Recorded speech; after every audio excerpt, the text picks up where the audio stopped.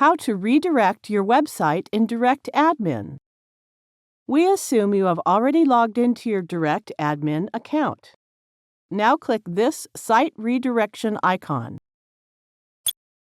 This is the interface where you can create new redirects and manage existing ones. Click Create New Redirect button. Enter the URL of the page you wish to redirect away from.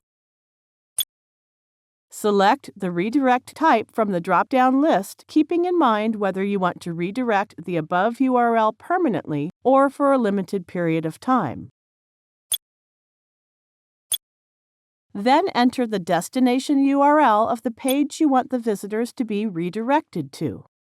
When ready, click Create button. Success! We have set up the redirect URL.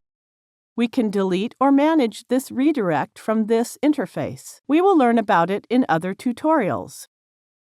Thank you for watching.